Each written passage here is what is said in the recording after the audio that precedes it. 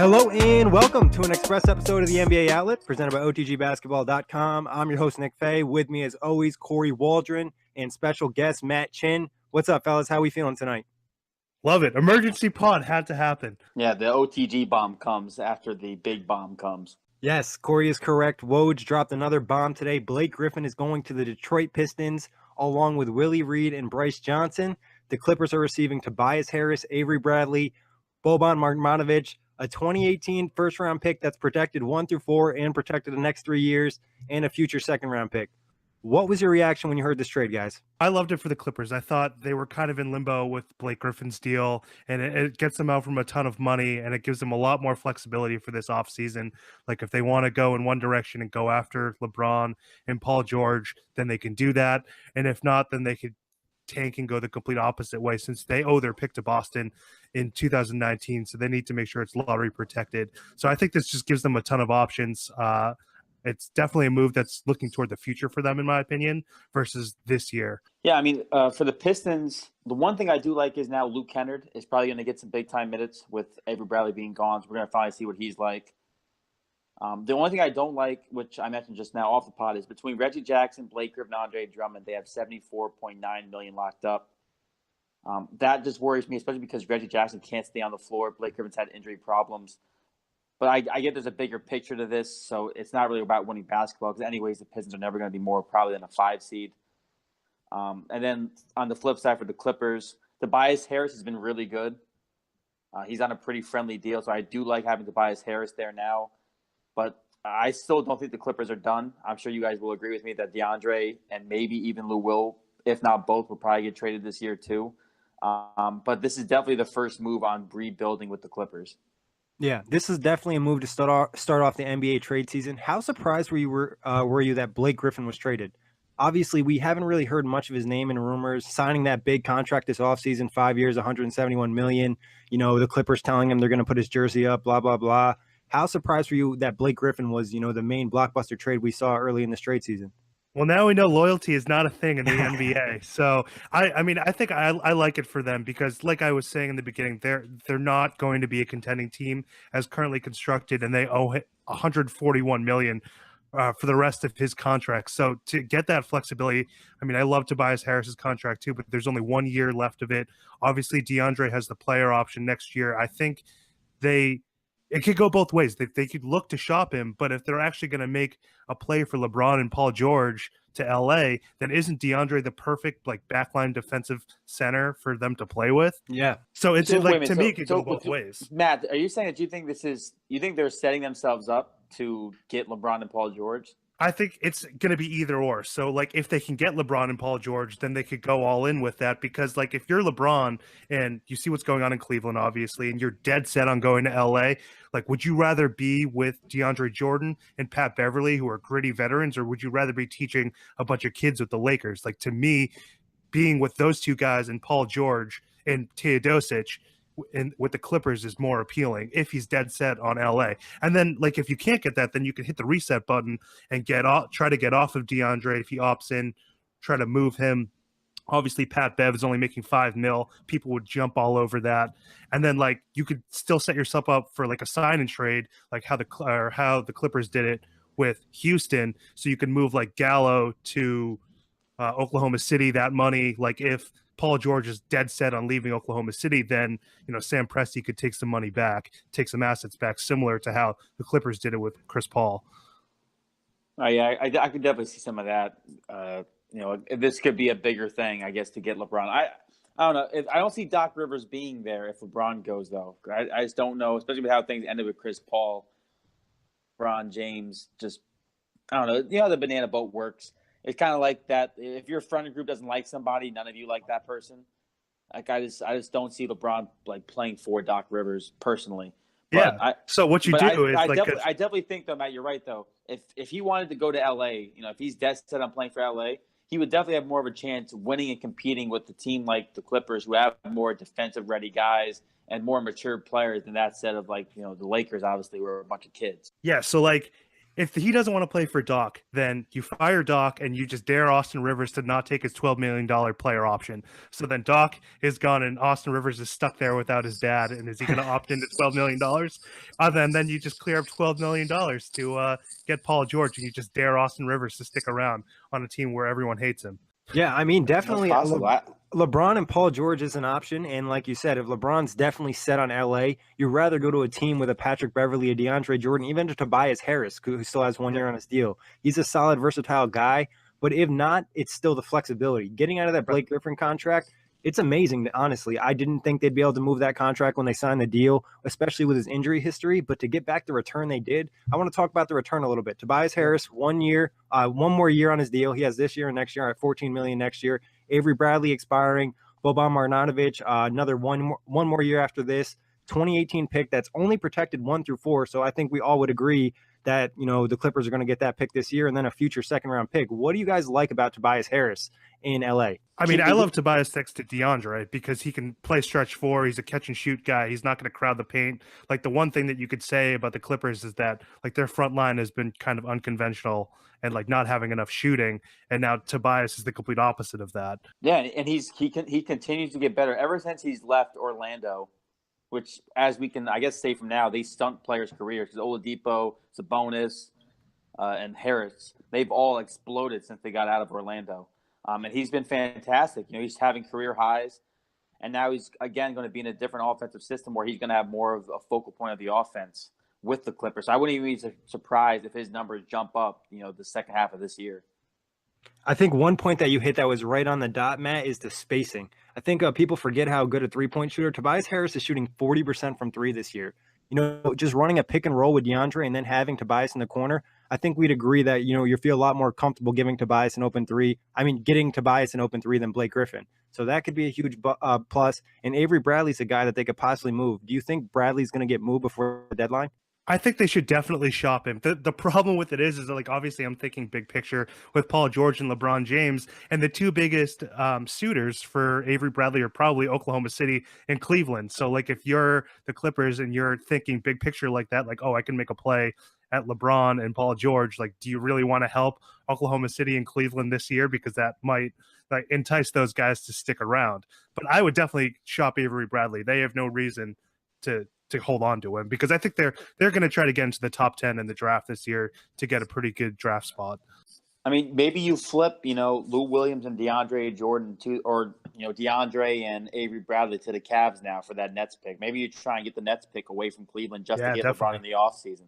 Or, who knows what could happen. But I definitely think there's more moves to come from the Clippers. This was not, the set end move. This was the let's set up for more moves. So I think we all agree that the Clippers are probably going to make more moves before the deadline. Yeah. I mean, I think that it just opens up so much flexibility for them. And, like, they're going to have so much money coming off their books. And then, like, Rivers, Harris, Teodosic, Wes Johnson, they all have only 1 year left. Some of those guys have options for next year. So, like, if they go into absolute tank mode, there's a window for how they're going to get there sooner rather than later now. And another side of that, too, is, if Doc Rivers isn't a rebuild head coach. So, let's say they're not trying to rebuild. They're trying to just retool. Obviously, there's got to be more moves made because Doc Rivers isn't going to want to coach a team that, isn't going to at least compete for a playoff spot. Right. Very true. But let's take a look at the Pistons side. Why do the Pistons make this move? Obviously, there's a big risk trading for somebody like Blake Griffin on that contract with the injury history. And it's not even just like he's injury prone. He just has some bad luck. So why do the Pistons make this move? I think they needed to do something splashy. Like, they're in a brand new arena, 29th in attendance percentage. Like, there just isn't anything to inject in a lot of enthusiasm into the Detroit fan base. They have a lot of money on their books, as Kory was saying, for the long term. So I don't think they're going into tank mode. Like, they're not getting off of Jackson. They've tried to shop him. They've tried to shop Drummond a little bit. So Griffin, I think, is a nice splashy move for them. The interesting thing to me is how does Stan Van Gundy adjust to not having a pure 4 around 1 big center system now? Like, he's so used to having Marcus Morris, Tobias Harris, Channing Frye, Rashard Lewis, like all those guys who can stretch the floor, catch and shoot from the power forward position, like around Drummond, who doesn't have any range. And now, like, Blake's obviously used to playing with someone like that, but I'm curious to see how Stan Van adjusts like a system that he's been running for a decade. to that kind of front court. Well, yeah, the one issue with the Pistons all year, if I'm correct, is their 3-point shooting. They've had an issue hitting the long ball, and Tobias Harris was their best shooter. And Blake Griffin has, he had a game-winning 3 at some point this year. He's become a little bit of a better shooter, but they definitely got worse. And I have to rely on guys like Stanley Johnson, who's still very young and unproven. Luke Kennard obviously going to get a chance now. Reggie Jackson, as long as he stays healthy, may be able to contribute a little bit. I think it's just a move for Detroit. Like you mentioned, though, Matt, they wanted to obviously bring in more fans. Having a new arena that is, 29th in attendance is obviously an issue. You're trying to make money, as it's still a business at the end of the day. But, they've been mediocre. They're between 7 and 9 in the Eastern Conference, or 7 and 10 in the Eastern Conference every year, it seems. They get a first-round entrance, and they get booted by LeBron generally in 4 games. It's just also, I think, a move for them to be at least somewhat competitive. Because I think an Andre Drummond and Blake Griffin, possibly in the right circumstances, especially if they match up with Boston, who struggles in rebounding, they could maybe steal a game or 2. I don't think they beat Boston, but I think Drummond and Blake Griffin could maybe steal 1 or 2 games from Boston, like a first-round series. What do you guys expect from Blake this year, the rest of the year in Detroit? He's averaging 22, 7.9 rebounds, 5.4 assists, 44% from the field, 34% from 3. What can we expect from him the rest of the season in Detroit? Well, I've always been in favor of Blake being Point Blake. I think it's the first article I ever wrote for OTG was to advocate for Point Blake. And since Reggie Jackson is shelved, I would put the ball in his hands as much as possible. Let him run these weird 4-5 pick and rolls with Andre Drummond and see how teams in the Eastern Conference defend that, because that is a matchup problem. And I've always said that Blake is so much more of a dynamic passer than people expect, because he had to play next to Chris Paul. So I think his numbers are going to skyrocket from the assist perspective. If Stan Van is willing to do something unconventional like that, Van Gundy to me is kind of caught between an old school coach and a new school coach. Does he have the foresight to put the ball in a 6'10" power forward's hands and just let him run point? That's what I would want to see from Blake. Yeah, I agree. I think I read that article actually, Matt, when you wrote that about Blake Griffin being more of a point guard. Or getting the chance to play more of a point guard. I'm interested to see what Blake can do. I don't know how much his numbers are going to jump up. I definitely think he's going to have to score more.